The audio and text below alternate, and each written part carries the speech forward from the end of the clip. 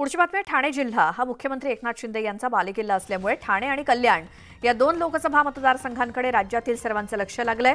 त्यातच कल्याण लोकसभेत मुख्यमंत्री यांचे सुपुत्र डॉक्टर श्रीकांत शिंदे यांच्या विरोधात ठाकरेंच्या शिवसेनेकडून आनंद दिघे यांचे पुतणे तथा ठाणे जिल्हा प्रमुख केदार दिघे यांच्या नावाची चर्चा सुरू आहे।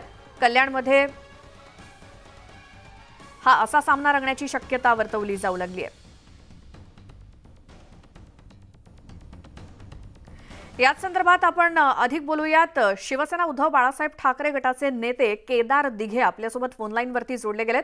केदारजी, स्वागत तुमचं न्यूज 18 लोकमत मध्ये। लोकसभा निवडणुकीसाठी कल्याणमधून तुमचं नाव चर्चेत आहे, काय तुमची प्रतिक्रिया? मला असं माहिती ही आपल्याचकडनं पहिल्यांदा मिळते, पण अजूनपर्यंत तरी माझं वैयक्तिक पातळीवरती कुठेही काही बोलणं झालेलं नाही। जर का असा काही आदेश असेल तर तुम्हाला कळवण्यात येईल, पण अजूनपर्यंत तरी कोणतीही चर्चा नाही। बरं, जर पक्षाने तुमच्या नावाचा विचार केला तर तुमच्या समोर श्रीकांत शिंदे असतील? नक्कीच, म्हणजे कोणताही उमेदवार समोर असल्याने काही फरक पडत नाही। आमच्यासाठी पक्ष श्रेष्ठींचा आदेश हा अंतिम असतो आणि शिवसेनेमध्ये आदेशाचं पालन केलं जातं। पण असा कोणताही विचार जर का उद्धव साहेबांनी केला असेल आणि जर का मला कळवण्यात आलं तर नक्कीच त्याच्यामध्ये पुढे जाण्यात काहीच हरकत नाही। बिलकुल, म्हणजे जर पक्षाने जबाबदारी दिली तर लोकसभा निवडणूक लढवाल?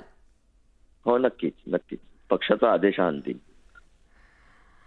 बिलकुल, धन्यवाद केदारजी, तुम्ही न्यूज 18 लोकमतशी बोललात त्याबद्दल। तर कल्याणमधून शिवसेना उद्धव बाळासाहेब ठाकरे गटाचे नेते केदार दिघे यांचं नाव या लोकसभा मतदारसंघामध्ये चर्चेत आहे। मात्र जर पक्षाने त्यांना उमेदवारी दिली तर नक्कीच निवडणूक लढवू आणि त्यांच्या समोर खासदार डॉक्टर श्रीकांत शिंदे यांचं आव्हान असेल।